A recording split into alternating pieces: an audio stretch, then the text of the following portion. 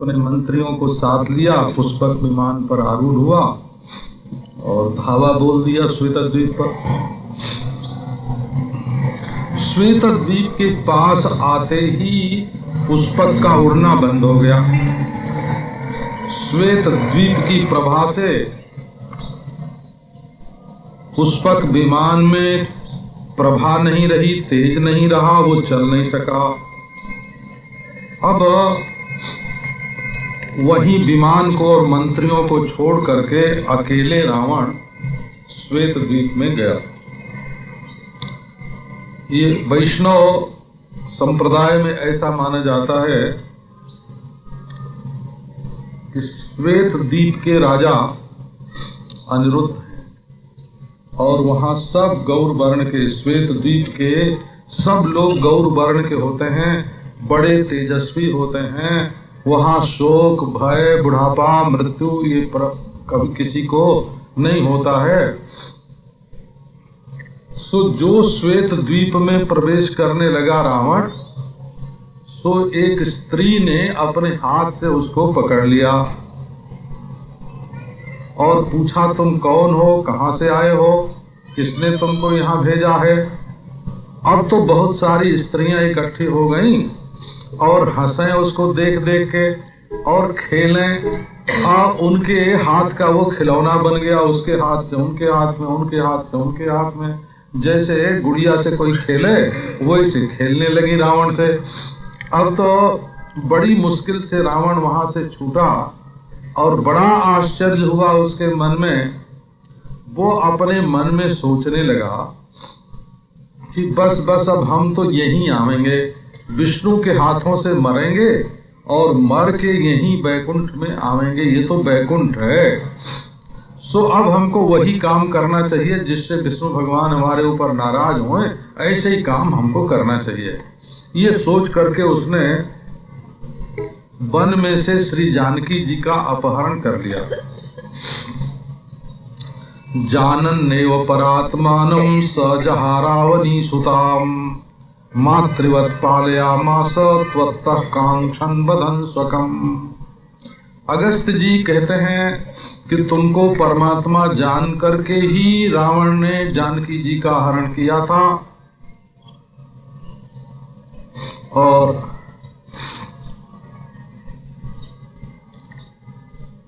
माता की तरह उसने जानकी जी का पालन किया और उसके मन में यही आकांक्षा थी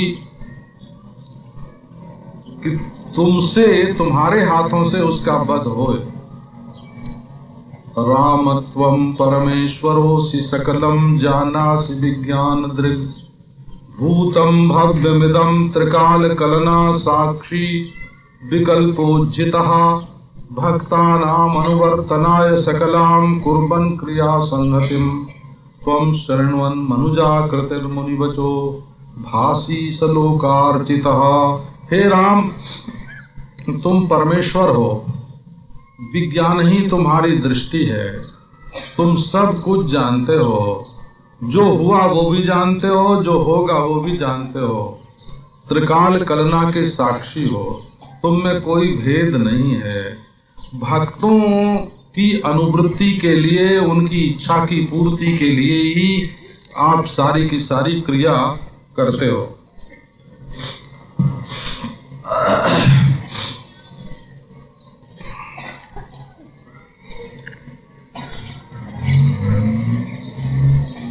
इस प्रकार अगस्त जी ने भगवान रामचंद्र की स्तुति की, रामचंद्र ने अगस्त की पूजा की और अगस्त जी महात्माओं के साथ खुश होकर अपने आश्रम में चले गए। राम सीता और भाइयों के साथ, मंत्रियों के साथ संसारी के समान अयोध्या में रहकर राज्य करने लगे और बहुत वर्षों तक रहे। वो विषयों का भोग करते थे परंतु उनके हृदय में आसक्ति कहीं नहीं थी। वो श्री जानकी जी के साथ विराजमान थे। हनुमान आदि संत बानर उनके आसपास रहते थे। एक दिन पुष्पक विमान लौट कर आया और उसने कहा कि महाराज कुबेर जी ने हमको आपके पास भेजा है कि पहले कुबेर से तो रावण ने जीत लिया था, अब रावण को राम ने जीत लिया, तो तुम राम की सेवा करो, हमारे पास रहने की आवश्यकता नहीं है। जब तक राम मर्त्यलोक में रहे तब तक पुष्पक विमान उन्हीं के पास रहे। सो रामचंद्र ने कहा कि देखो पुष्पक, तुम जा करके कुबेर जी की सेवा करो, जब मैं तुम्हारा स्मरण करूं तब मेरे पास आना। इस समय तो उन्हीं के पास रहो, यहाँ रहने की कोई जरूरत नहीं है। इसके बाद श्री रामचंद्र भगवान अपने पूर्व कार्य को देखने लगे। भ्रातृभिर मंत्रभिः सार्धम यथा न्यायम चकारसः, भाइयों के साथ और मंत्रियों के साथ यथा न्याय रीति नीति को बिना छोड़े बिना बदले रामचंद्र सारा व्यवहार करते थे। जिस समय लोकनाथ रमापति भगवान श्री रामचंद्र पृथ्वी का शासन कर रहे थे, उस समय सारी पृथ्वी में खूब खूब अन्न की उत्पत्ति होती थी और सब पेड़ों में ठीक ठीक फल लगते थे और लोग धर्मपरायण थे। वो स्त्रियां पतिव्रता थीं, किसी को पुत्र की मृत्यु देखने में नहीं आती थी, क्योंकि उन दिनों में भगवान श्री रामचंद्र राजा थे।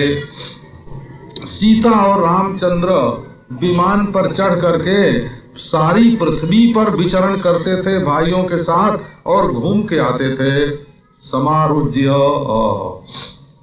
ये भी गृहस्थ धर्म है कि पति तो सब जगह जाता आता रहता है, कभी कभी पत्नी को भी अपने साथ ले जाए, सेवकों को भी अपने साथ ले जाए और घुमा फिरा करके देश का, तीर्थ का, पवित्र स्थलों का दर्शन करावे।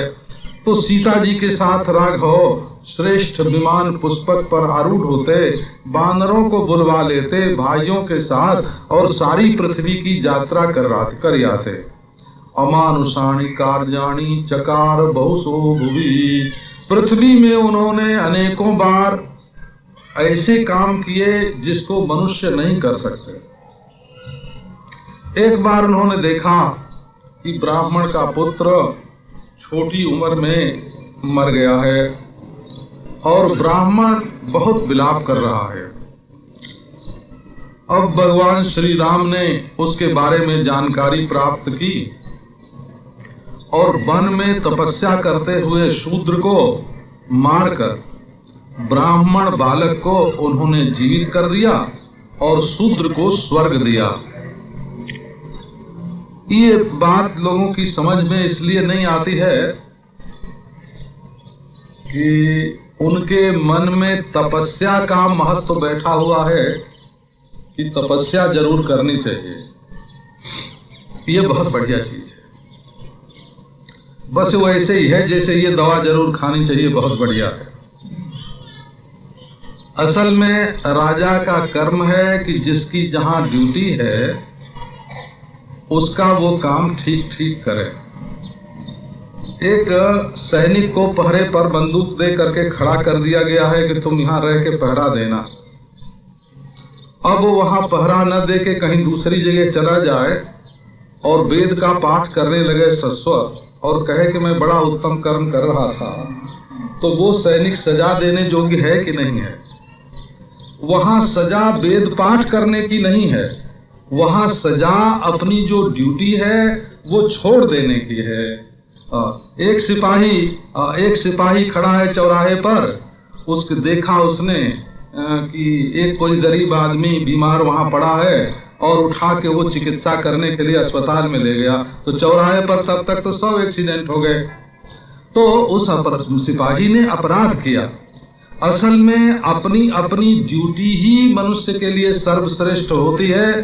स्वे स्वे धिकारे जानिष्ठा सगुण परिकीर्तिता। तो भगवान रामचंद्र जब स्वयं परमेश्वर राजा के रूप में प्रकट हुए हैं, तो उसमें तपस्या करने से या झाड़ू लगाने से कोई ऊंचा नीचा नहीं होता। जिसको उन्होंने तपस्या में नियुक्त कर रखा है वो तपस्या करे, और जिसको झाड़ू लगाने में नियुक्त कर रखा है वो झाड़ू लगावे। डॉक्टर का काम वकालत करना नहीं है और वकील का काम डॉक्टरी करना नहीं है। अपनी अपनी ड्यूटी में स्वे स्वे कर्मण्य अभिरतः संसिद्धिं लभते नरः। तो असल में वो अधिकार निष्ठा में भगवान श्री रामचंद्र के राज्य काल में सब लोग अपने अपने अधिकृत कर्म में, जिसके लिए जो कर्म बता दिया गया था उसमें संलग्न रहते थे। इस शूद्र ने उस आज्ञा का उपहास किया, उसकी अवहेलना की, उसका तिरस्कार किया, इसलिए वो मृत्यु दंड का भागी हुआ, जिससे सब लोग अपने अपने कर्तव्य के पालन में संलग्न रहें। और एक ये है, दृष्टि आज की रखें और तौलें उस समय को, तो ये तो बिल्कुल गलत है। उस समय की दृष्टि रख के उस समय को तौलना चाहिए। जिस दृष्टिकोण से जो बात कही गई है उसी दृष्टिकोण से उस बात को समझने का प्रयास करना चाहिए। ये वस्तु और कर्म में जो गुण बुद्धि है वो यदि जीव चेतन की, चैतन्य जीव की, अधिकारी की उपेक्षा करके है तो उसकी कोई कीमत नहीं होती है। अब वो ब्राह्मण बालक जीवित हो गया, शूद्र को तपस्या का जो फल है वो तुरंत मिल गया। तो इस प्रकार लोगों को उपदेश करने के लिए रघुनंदन भगवान श्री रामचंद्र ने कोटिश स्थापयामास शिवलिंगानि सर्वशः। वैष्णव और शैव का झगड़ा न हो इसके लिए करोड़ों शिवलिंग की स्थापना भगवान श्री रामचंद्र ने की। सीता जी को सब भोग प्राप्त हुए, धर्म के अनुसार राज्य का शासन किया और उन्होंने ऐसे ऐसे चरित्र किए जिनको लोग सुन के पढ़ के धर्मात्मा बने और लोगों का अंतःकरण शुद्ध होए। 10,000 बरस तक माया मानुष विग्रह भगवान श्री रामचंद्र ने राज्य किया विधि पूर्वक, और सारा लोग, सारी प्रजा उनके अनुकूल रही। रामचंद्र भगवान एक पत्नी व्रत थे। स्त्री के लिए पातिव्रत धर्म का वर्णन यथास्थान सुनने में आता है, परंतु पत्नी व्रत का वर्णन तो अनन्यगामी है। अनन्यगामी है अर्थात भगवान श्री रामचंद्र ने इस धर्म को प्रतिष्ठित किया।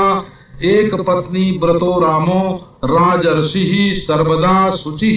एक पत्नी व्रतो रामः, रामचंद्र का व्रत था कि हमारे तो एक ही पत्नी सीता हैं। नहीं तो पहले राजा लोग अनेक विवाह कर लिया करते थे। दशरथ जी के ही बहुत सारी पत्नियां थीं, परंतु रामचंद्र ने एक क्रांतिकारी कदम उठाया बड़े बूढ़ों में, जिसको बुरा नहीं माना जाता था। लोग बहुत सारी पत्नी रखते थे। रामचंद्र ने कहा कि ये होवे बड़े बूढ़ों की परंपरा, लेकिन हम तो एक नवीन परंपरा की स्थापना करेंगे और घर गृहस्थी में रह के जितने जिस धर्म की का पालन करना चाहिए वो सब उन्होंने पालन किया, जिससे दूसरे लोग उस धर्म का पालन करें। सीता प्रेमणानुवृत्त्या च प्रश्रयेण दमेन च भर्तुर्मनोहरा साध्वी भावज्ञा साह्रिया भिया।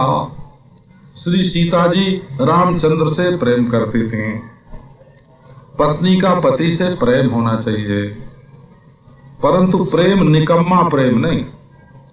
हंसने के लिए प्रेम हो और सेवा के लिए प्रेम न हो तो वो प्रेम बांझ प्रेम हो जाता है। प्रेम भी था और उसको सेवा, प्रेम जहां होता है विश्वास में से तो प्रेम निकलता है। जितना पति पत्नी का परस्पर विश्वास होगा उतना ही प्रेम होगा, और जहां प्रेम होगा वहां सेवा होगी, और सेवा अहंकार से नहीं होती, विनय से होती है। विनय रखना आवश्यक है। जब विनय में सेवा अपनी इंद्रियों का भोग लेने के लिए नहीं होती है, अपनी इंद्रियों के संयम के लिए होती है।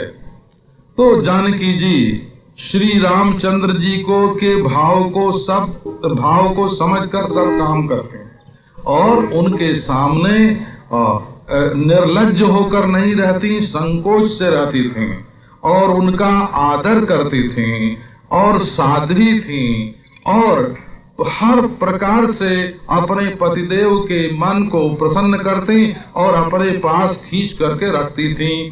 सीता प्रेमणानुवृत्त्या च प्रश्रयेणो दमेन च भर्तुर्मनोहरा साध्वी भावज्ञा साह्रियाभिया एकदा क्रीडा विपिने सर्वभोग समन्विते एकांते दिव्य भवने सुखासीनम रघुत्तमम्। एक दिन क्रीडा उद्यान में, जिसमें सब भोग की सामग्री थी, एकांत दिव्य भवन था। रघुनंदन सिंहासन पर बैठे हुए थे। नीलमणि के समान चमाचम जगमग जगमग रघुनंदन का शरीर चमक रहा था और दिव्य आभरण धारण किए हुए थे और मुख प्रसन्न था, शांत थे और उनका वस्त्र तो ऐसा था जैसे हजारों बिजली इकट्ठी होकर के चमक रही हों।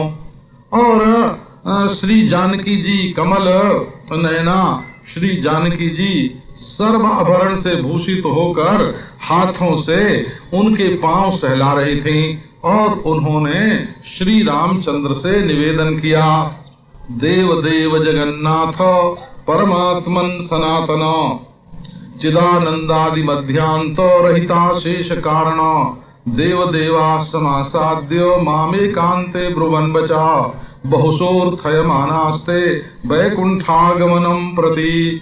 उन्होंने भगवान के चरण एकांत में पकड़ लिए और बोली कि देव देव जगन्नाथ सनातन परमात्मन, हे चिदानंद, हे आदि मध्य अंतरहित, हे अशेष कारण, सब के सब देवता एकांत में मेरे पास आए थे और उन्होंने बहुत बहुत प्रार्थना की है कि अब भगवान श्री रामचंद्र वैकुंठ में पधारें।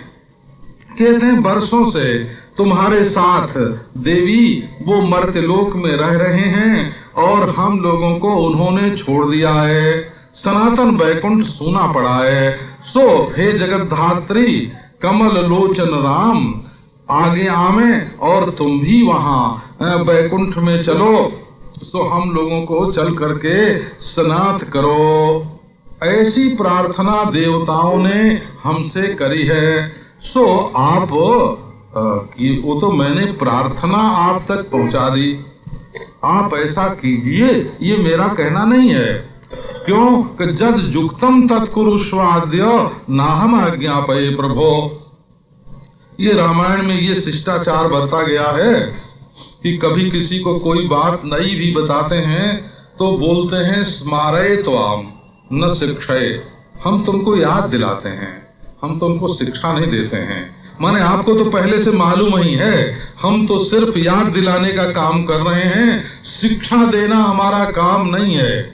इसी प्रकार यहाँ श्री जानकी जी कहती हैं कि महाराज हमारे पास जो प्रार्थना पत्र आया सो मैंने आपके सामने रख दिया, अब करना तो वही चाहिए जो उचित हो। जद युक्तम तत्कुरुष्वाद्य नाहम आज्ञापये प्रभो। प्रभु मैं आपको आज्ञा नहीं देती हूँ, जो ठीक हो वो आप कीजिए।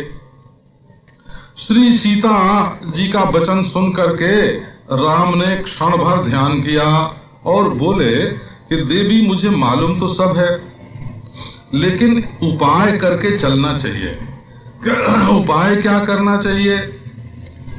लोकापवाद की कल्पना करनी चाहिए और वो तुम्हारे साथ संबंध रखने वाला होना चाहिए। सो मैं तुम्हारा भी त्याग करके जैसे लोकापवाद से मैं डर गया हूँ, इस प्रकार मैं यहाँ से जाऊं। इसमें अनेक बात है, प्रजा के प्रेम की बात है, वो तो अलग है और छोटी बात है। इतना बड़ा अन्याय करने पर भी हमारे गुरुजनों ने बताया कि ये नहीं देखना है कि राम का प्रेम सीता से कितना है।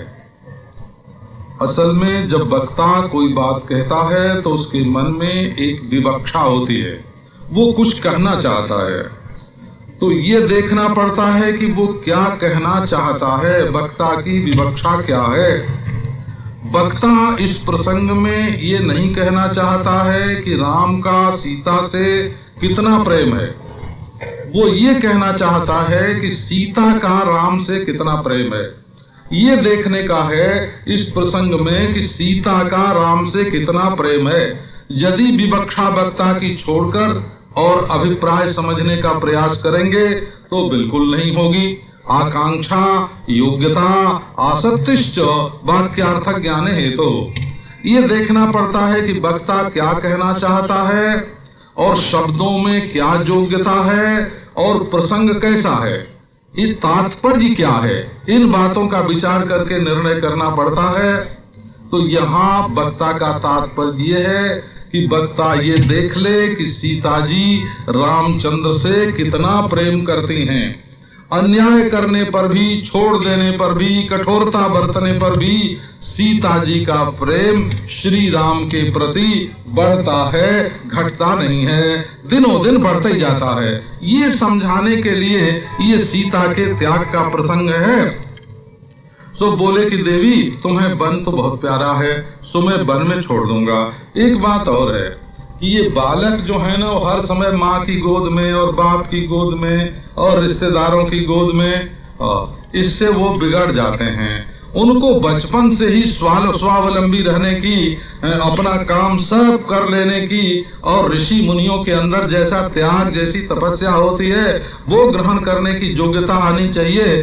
तो वाल्मीकि आश्रमांतिके तुम्हारे 2 कुमार पैदा होंगे वाल्मीकि के आश्रम के पास। गर्भ बिल्कुल स्पष्ट है, सब लोग देख रहे हैं। सो तुम लोगों के विश्वास के लिए सबके सामने फिर आकर के शपथ करना और पृथ्वी के विवर में प्रवेश करके बैकुंठ जाना। पहले तुम जाओगी और उसके बाद मैं बैकुंठ जाऊंगा। आओ हम लोग एकांत में ये निश्चय कर लें।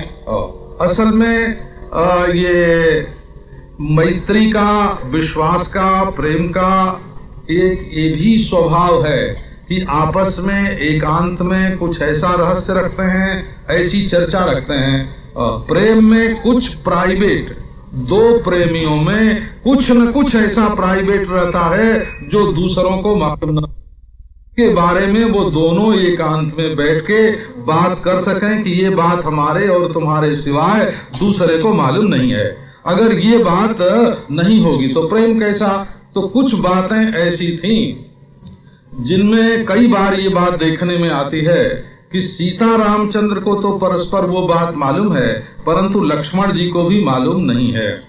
असल में जीव राम और राम की शक्ति तो एक है और कभी कभी अध्यारोपित शक्ति का वियोग भी होता है। जो अध्यारोपित शक्ति है, बनावटी सीता है, उसको तो रावण भी हर के ले जाता है, लेकिन जो असली सीता हैं उनका राम से पृथक अंतर्धान होकर रहना तो है, लेकिन उनका नाश नहीं है और अपहरण भी नहीं है। परंतु लक्ष्मण जी से सीता जी का प्रसंग जो है वो वहां भी छिपाया गया और यहाँ भी छिपाया गया। लक्ष्मण जीव हैं, लक्ष्मण शेष हैं और ये भगवान और भगवान की शक्ति अभिन्न है, इसलिए इनका ज्ञान अखंड है। अब ये बात उन्होंने कह दिया जानकी जी को और उसके बाद ज्ञानैक लक्षण भगवान श्री रामचंद्र मंत्रियों के साथ, जो कि मंत्र तत्व को जानते हैं, सेनापतियों के साथ घिर के फिर अपना सब काम करने लगे। भगवान श्री रामचंद्र के यहाँ केवल गंभीर शास्त्र चर्चा या राजनीति की चर्चा ही होती हो सो बात नहीं, उनके पास हंसी खेल की बात भी होती रहती थी। हास्य प्रौढ़ कथा सुज्ञा हासयंत स्थिता हरिम भगवान को हंसाने के लिए भी कई सखा थे जो भगवान श्री रामचंद्र की को हंसाने के लिए बड़ी अच्छी अच्छी कल्पना करके और उनको हंसाते थे। बराबरी के लोग भी, जो लोग बराबरी का दावा करके उनको हंसा सकें, का ऐसे लोग भी राम दरबार में रहते थे। एक बार मैंने देखा, हमारे एक महात्मा थे, उनसे एक आदमी ने आके कहा कि महाराज हमको झूठ बोलने की ऐसी आदत पड़ गई है कि वो छोड़े नहीं छूटती है। मैं बेमतलब दिन भर में 10 झूठ तो बोलता ही हूँ। बिना किसी मतलब के झूठ बोलने की आदत पड़ गई है। तो महात्मा जी ने कहा है कि देख तू एक काम कर, तू आंख बंद करके आध घंटा बैठ जाएगा आसन से और ये कल्पना कर कि मैं रामचंद्र भगवान के दरबार में हूँ और ऐसे ऐसे झूठ मैं बोल रहा हूँ, बोलना मन ही मन झूठ बोलना, ऐसे ऐसे झूठ मैं उनसे बोल रहा हूँ कि वो ठठा ठठा के हंसते हैं।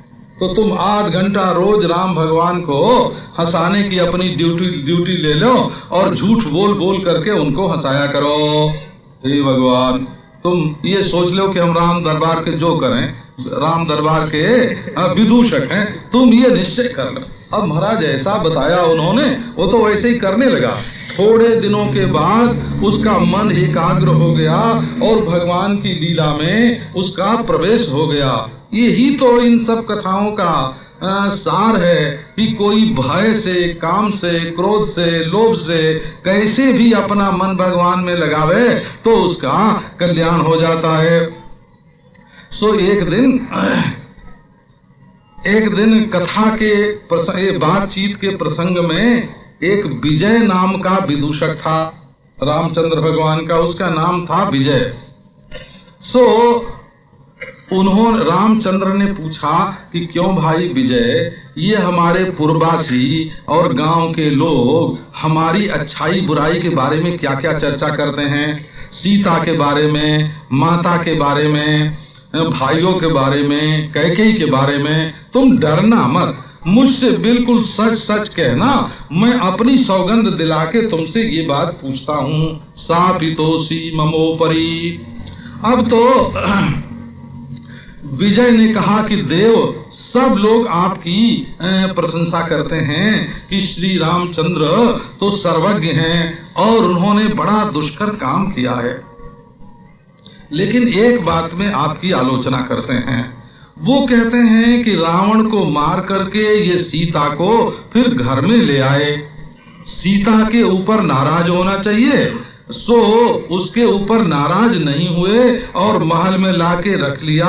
अब सीता के संभोग से उनको क्या सुख होता होगा जब वो सोचते होंगे कि एकांत में जंगल में दुरात्मा रावण सीता को हर के ले गया, तो अब तो हम लोगों की स्त्रियों का भी कोई हरण करके ले जाएगा, तो हमको भी उसका सहन कर लेना चाहिए। क्योंकि जैसा राजा होता है वैसी प्रजा होती है। यादृक् भवति वै राजा तादृश्यो नियतम प्रजा। जैसा राजा होता है वैसी प्रजा होती है। अब श्री रामचंद्र ने विजय के मुंह से जब ये बात सुनी तो धीरे धीरे जितने स्वजन संबंधी थे सबसे एकांत में उन्होंने बात की। सबने कहा कि राम, बात तो ये सच्ची है, इस तरह की चर्चा तो गांव में चलती जरूर है। श्रीमद् भागवत में भी ये प्रसंग आया है।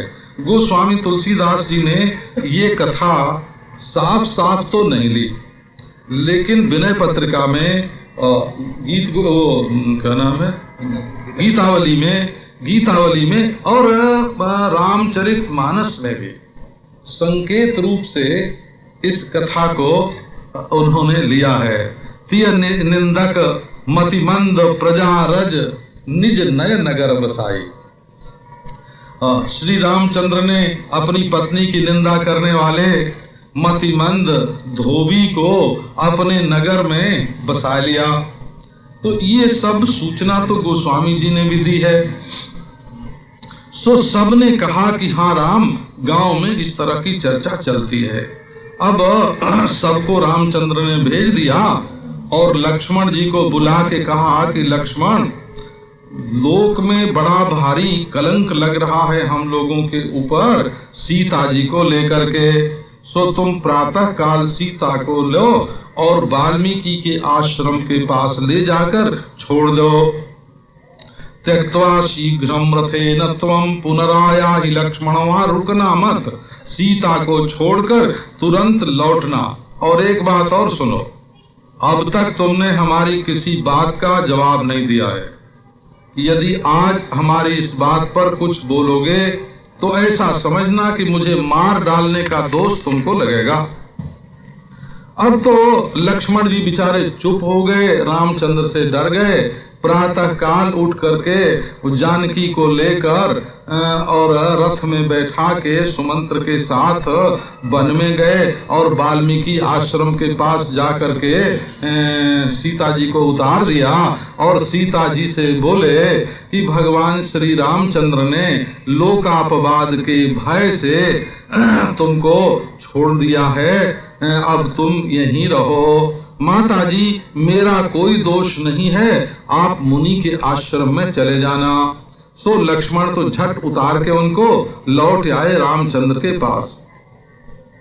सीता जी को बड़ा दुख हुआ। इस पर एक हमारे महात्मा थे वृंदावन में, साईं, उनको हम लोग कोकिल साईं, भक्त कोकिल बोलते थे। उन्होंने एक पूरा काव्य ही लिखा है। सीता जी के परित्याग के बाद सीता जी कैसे राम का गुणगान करती थीं वाल्मीकि के आश्रम में, और भगवान श्री रामचंद्र एकांत में बैठ के कैसे सीता के स्मरण में व्याकुल हो जाते थे। ये बात उन्होंने कोकिल कलरव, उसका नाम है कोकिल कलरव, माने स्वयं वो कोकिल के रूप में रहते थे। वहां जाके सीता जी की बात वन में सुनते और आकर श्री राम जी को सुनाते, और राम जी की बात जो एकांत में राम जी करते वो सुनते और फिर जाकर सीता जी को सुनाते। तो ये जो वर्षों की बातचीत है वो उनके कोकिल कलरव में, कोकिल की कुहू कुहू में कब वो आई हुई है। एक बहुत उत्तम काव्य है। उस पर लिखा हुआ तो ये था, एक बड़ी भारी सौगंध लगाई हुई थी कि इसको कोई खोल के पढ़े नहीं। तो मैंने कहा कि अच्छा आओ अब हम इसको खोल लेते हैं। हम लोग तो जरा वेदांत का संस्कार होता है ना, तो निडर भी होते हैं। तो और उस पर एक शब्द लिखा हुआ था कि इस शब्द का अर्थ जो न जानता हो वो न खोले। तो हमने कहा हम इस शब्द का अर्थ जानते हैं, इसलिए हमको खोल लेने में कोई हर्ज नहीं है। तो मैंने खोल के वो पुस्तक पढ़ी और बहुत करके मैंने उसका हिंदी अनुवाद भी करवा दिया, लेकिन उनके भक्त लोगों ने उसको बाहर नहीं निकाला। भाव उसमें बहुत उत्तम उत्तम भाव दिए हुए हैं, परंतु एक वो काव्य ही हो जाता है कि जानकी जी वाल्मीकि आश्रम में क्या सोच रही हैं और क्या बोल रही हैं, क्या गुनगुना रही हैं, और रामचंद्र भगवान जो हैं वो एकांत में जब रात में होते हैं, दिन में होते हैं, तब जानकी जी के बारे में क्या क्या सोचते हैं। अब सीता जी तो वहां बड़ी दुखी रहने लगी और विलाप करने लगी मुग्ध के समान। सो जब वाल्मीकि जी को पता चला सो तुरंत वो सीता जी के पास आए और उन्होंने देखा कि सीता जी तो परम पवित्र हैं दिव्य दृष्टि से। तब उन्होंने अर्घ्य पाद्य आदि से जैसे पूजा होती है वैसे सीता जी की पूजा की, उनको आश्वासन दिया और भविष्य की सब बात समझ करके उन्होंने सीता जी को मुनि पत्नियों को अर्पित कर दिया। वे बड़ी भक्ति से दिन दिन जानकी जी की पूजा करने लगी और वो जानती थी मुनि के वाक्य से कि ये साक्षात परमात्मा की लक्ष्मी हैं और बड़े विनय से जानकी जी की सेवा करती थी। रामोपि सीता रहितः परात्मा विज्ञान दृक् केवल आदिदेवः संत्यज्य भोगान अखिलान विरक्तो मुनिव्रतो भून मुनि सेवितांग्री। अब सीता जी को वाल्मीकि आश्रम में भेज देने के बाद जैसे माया रहित ब्रह्म निर्गुण, ऐसे ये परमात्मा केवल विज्ञान दृक् आदि देव के रूप में विराजमान हो गए और सारे भोग छोड़ दिए और वैराग्य का परम आदर्श उनके जीवन में आया और बोलते भी कम थे। मुनिव्रतो भून मुनि सेवितांग्री, जैसे मुनि लोग वनवासी मुनि लोग होते हैं, जैसे एकांतवासी सन्यासी होते हैं, इस प्रकार भगवान श्री रामचंद्र मौन प्राय होकर के अयोध्या में रहने लगे। अब इसके बाद राम गीता का प्रसंग सीता जी के परित्याग के बाद आता है।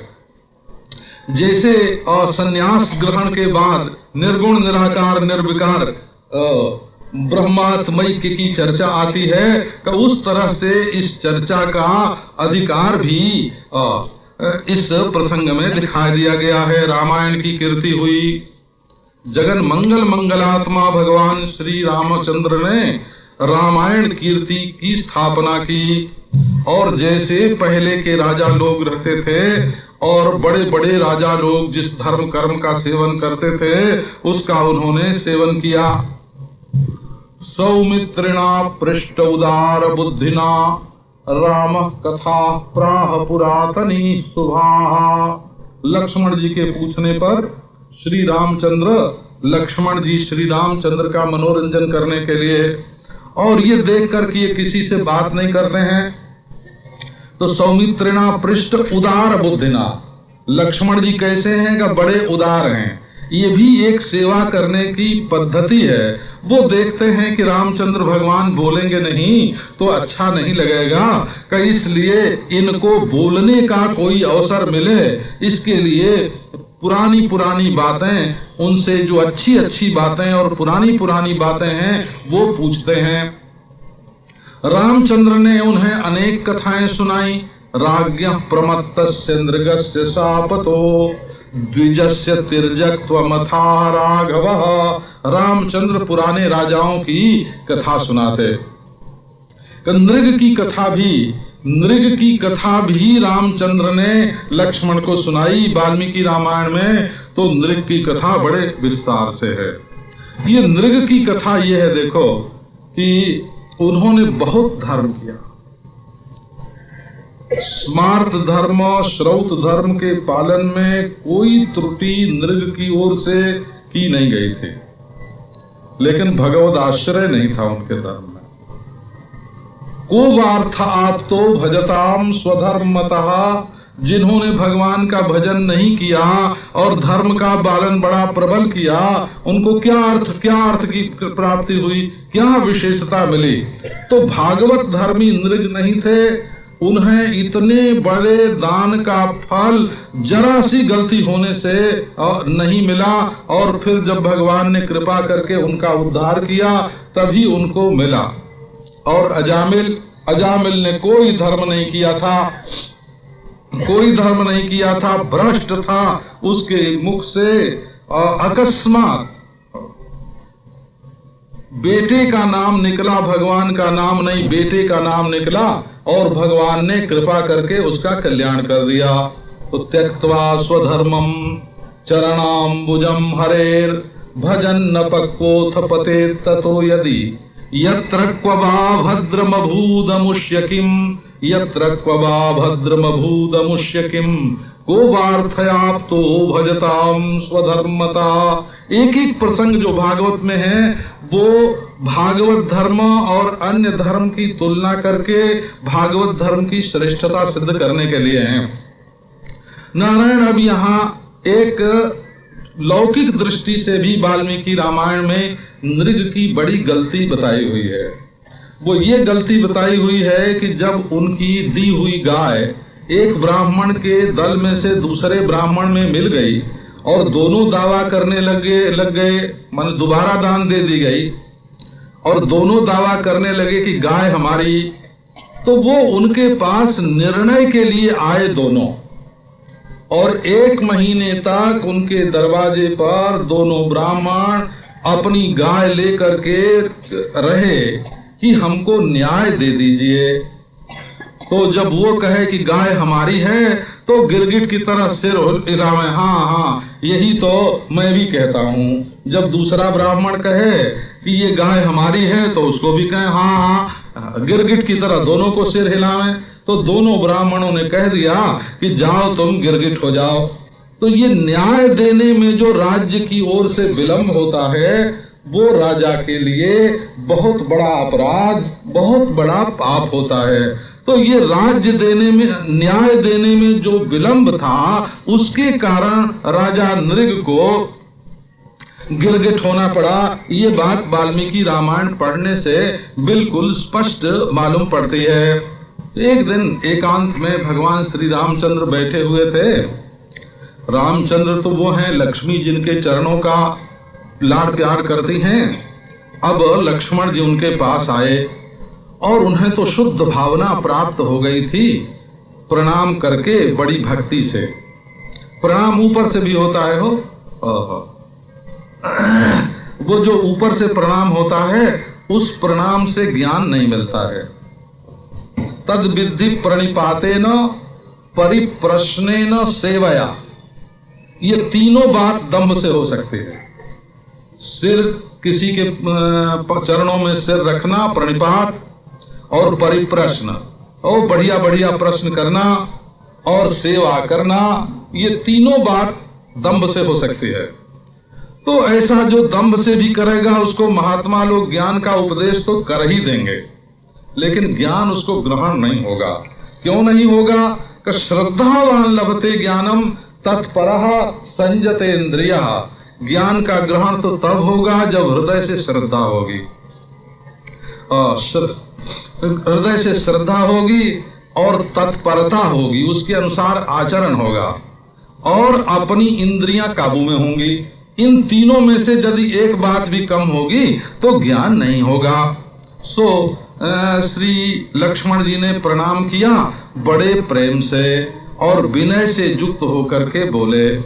उन्होंने रामचंद्र भगवान से कहा, ये ऐसे ही प्रसंग है हो जैसे वेदांत का स्वाध्याय पुराने महात्माओं में पहले चला करता था, ठीक उसी ढंग की ये बातचीत है जो ये लाउड स्पीकर लगा के और पर्चा बांट के गांव के लोगों को इकट्ठा करके अपना भगत बढ़ाने के लिए जो वेदांत सुनाया जाता है ना, वो नहीं है ये। उसमें तो कहानी, किस्से, मनोरंजन, वो तो जरा दुकानदारी की बात होती है। इसमें जो वेदांत का चर्चा है वो तो महाराज कई लोग तो सुन भी नहीं सकते, इतने गंभीर ढंग से उसका निरूपण है। उन्होंने कहा कि आप संपूर्ण प्राणियों के आत्मा हैं, शुद्ध बोध हैं, साक्षी हैं और निराकार हैं, परंतु आपका ये स्वरूप जो ज्ञान दृष्टि से संपन्न महापुरुष हैं उनको मालूम पड़ता है। जिन लोगों ने आपके पादाब्ज भृंग, आपके चरण कमल के जो भंवरे हैं भक्त, उनका संग जिन्होंने किया है उनको ये बात मालूम पड़ती है, सबको मालूम नहीं पड़ती।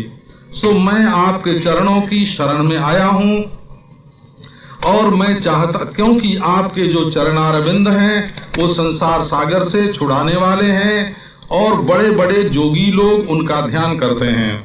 यथांजसा ज्ञानम अपार वारिधिम सुखं तरिष्यामि तथानुसाधि माम। हे प्रभु, बड़ी आसानी से मैं अज्ञान रूप अपार समुद्र को आसानी से पार कर जाऊं, अज्ञान का समुद्र पार कर जाऊं, भवसागर पार कर जाऊं, ऐसी शिक्षा मुझे दीजिए। लक्ष्मण जी की बात सुन करके प्रपन्नार्तिहारी हरि भगवान श्री रामचंद्र बड़े प्रसन्न हुए। कहो अब हम लोग तत्व ज्ञान की चर्चा करें। विज्ञान अज्ञान तमः प्रशांतये श्रुति प्रपन्नम क्षितिपाल भूषण। अज्ञान तमस की प्रशांति के लिए विज्ञान ही एकमात्र उपाय है। और कौन सा विज्ञान? का जो श्रुति तात्पर्य के द्वारा निश्चित होता है। मनमानी कल्पना का जो विज्ञान है वो अज्ञान को निवृत्त करने में समर्थ नहीं है। सो भगवान श्री रामचंद्र ने उस विज्ञान का निरूपण प्रारंभ किया। ये बात भी सामान्यतः लोगों की समझ में नहीं आती यदि योग से ब्रह्मात्मय के बोध हो जाए तो उपनिषद का स्वाध्याय व्यर्थ हो जाएगा। यदि उपासना से भी ब्रह्मात्मय के बोध हो जाए तो उपनिषद का तत्वमस्यादि महावाक्योपदेश जो है वो व्यर्थ हो जाएगा। यदि धर्म कर्म करने से भी हो जाए तब भी वो व्यर्थ हो जाएगा। उसकी सफलता तो तभी होगी जब कोई ऐसा काम जरूर होवे कि जो महावाक्य के बिना होवे ही नहीं, तब तो महावाक्य का अकाट्य प्रामाण्य स्थापित होगा कि हाँ भाई इनकी आवश्यकता है। नहीं तो महावाक्य फिर अनुवादक होंगे। योग से जो अनुभव हुआ उसमें वेद की प्रामाणिकता ही नहीं रहती है। करे भाई जो हम देख के आंख से आए थे उसका वर्णन वेद में है, जो उपासना से देख के आए थे उसका वर्णन है, जो धर्म से देख के आए थे उसका वर्णन है। तो अनुवाद जो है उसमें प्रमाणता नहीं होती, वो तो अर्थवाद विधया प्रमाण होता है। मुख्य प्रामाण्य तो तभी होता है जब अज्ञात ज्ञापकत्व हो। जो और किसी भी प्रकार से जो बात मालूम नहीं पड़ती है वो यदि वेदांत से मालूम पड़े तब तो वेदांत सच्चा, और नहीं तो वेदांत सुनी सुनाई देखी दिखाई कहने वाला। सो नारायण रामचंद्र ने वेदांत विद्या का निरूपण किया। आदौ स्ववर्णाश्रम वर्णिता क्रिया कृत्वा समासादित शुद्ध मानसः समाप्य तत्पूर्वमुपात्त साधनः समाश्रयेत सद्गुरुमात्मलब्धे। अपने वर्ण और आश्रम के अनुसार जो धर्म है उसका पालन करके अंतःकरण को पहले शुद्ध कर ले। कोई व्याख्यान सुन के आए, डोंडी पिट गई, गाना गा लिया, मैं तो 3 लोक का करता, मैं हूँ 3 लोक का स्वामी, का हो गए ब्रह्म। का ऐसे कोई ब्रह्म नहीं हुआ करता है ना कि मैं तो 3 लोक का करता, मैं तो 3 लोक का स्वामी, वही आत्मा सच्चिदानंदमय हूँ। का ये गाने से किसी को वेदांत का ज्ञान हो जाता हो सो बात नहीं है, ये एक विद्या है। सो नारायण भगवान श्री रामचंद्र ने कहा कि पहले बाह्य रूप से साधन की प्रकृति है, पहले बाहर होता है और उसका फल भीतर जाता है। आप ये बात समझ लें, आपने तुलसी का पत्ता खाया और उससे क्या फायदा हुआ कि जुकाम अच्छा हो गया या मलेरिया उतर गया। तो ये तुलसी के पत्ता खाने का, तुलसी दल का कोई फल नहीं है। तुलसी दल